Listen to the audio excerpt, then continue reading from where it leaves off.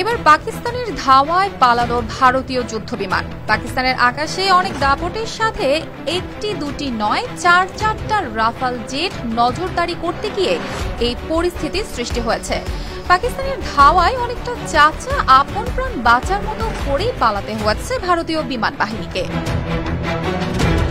পাকিস্তানের সেনাবাহিনী জানায় তাদের রাডারে ধরা পড়তেই সঙ্গে সঙ্গে আকাশে উড়াল দেয় পাকিস্তান বিমান বাহিনীর একাধিক জেট। আর ঠিক তখনই রাফালগুলো আতঙ্কে দিক হারিয়ে দ্রুত ফিরে যায় সীমান্তের ওপারে। পাকিস্তানের দাবি, তাদের শক্ত অবস্থানের কারণেই এমন ভয়ের প্রতিক্রিয়া দেখিয়েছে ভারত। এই ঘটনার আগেই দুদেশের মধ্যে সম্পর্ক ছিল টলমলে। 22 এপ্রিল পেহেলগামে সেনা অভিযানে প্রাণ যায় কয়েকজন ভারতীয় সেনার। এরপর থেকেই চিরপ্রতিদ্বন্দ্বী দুই দেশের মধ্যে বাড়ে চরম উত্তেজনা। পাকিস্তান এই হামলার কোনো দায় নেয়নি, বরং প্রধানমন্ত্রী শেহবাজ শরীফ নিরপেক্ষ তদন্তের আহ্বান জানান। অন্যদিকে ভারতের প্রধানমন্ত্রী নরেন্দ্র মোদী নিজে সেনাবাহিনীকে দিয়েছেন কার্যকর স্বাধীনতা যেন প্রয়োজন মতো ব্যবস্থা নিতে পারে। পাকিস্তানের প্রতিরক্ষা মন্ত্রী খাজা আসিফ তখনই জানান তাদের বাহিনী এখন সম্পূর্ণ প্রস্তুত ভারতের যে কোনো জায়গা থেকে আক্রমণ ঠেকাতে।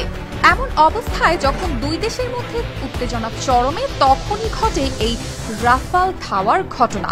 পিটিভি নিউজ জানায়, গোয়েন্দা প্রতিবেদনে আশঙ্কা করা হয়েছিল আগামী 24 থেকে 36 ঘন্টার মধ্যে ভারত সামরিক পদক্ষেপ নিতে পারে। এই সতর্কতার মধ্যে আকাশে ভারতের রাফাল দেখা দেওয়ায় পাকিস্তান বিমান বাহিনীর প্রতিক্রিয়াও হয় ততটাই দ্রুত।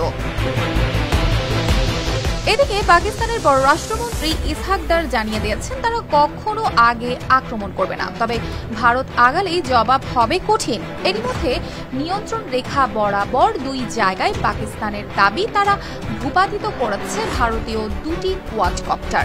কাশ্মীরের আকাশ যেন হয়ে উঠেছে এক জ্বলন্ত মঞ্চ, যেখানে প্রতিটি পদক্ষেপ টান টান উত্তেজনা তৈরি করছে। আর তারই মধ্যে এই রাফাল ধাওয়ার ঘটনা দুই দেশের সম্পর্ককে ঠেলে দিয়েছে আরও এক অনিশ্চিত পথের দিকে। অর্পিতা জাহান, RTV।